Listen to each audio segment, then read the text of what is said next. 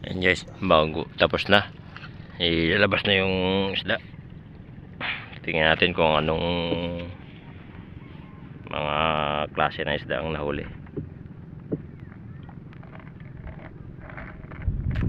Buhay isla. Simpleng pamumuhay dito sa probinsya.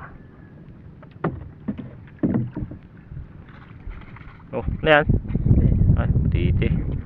Yun. Oh.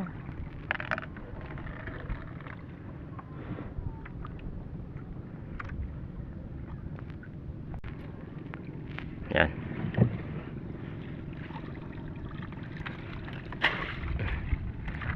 Okay.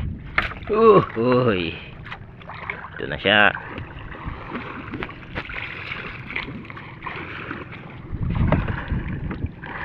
Ang huli. Yun. Dami na rin. May 2 kilo na rin. Okay. Okay.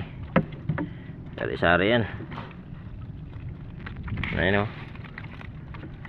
At ipakita natin. Oop. Uy, pilipit man. Ang dami siyang pampanitan. Dami, pwede pamain natin mamaya, panatan at saka get-getin.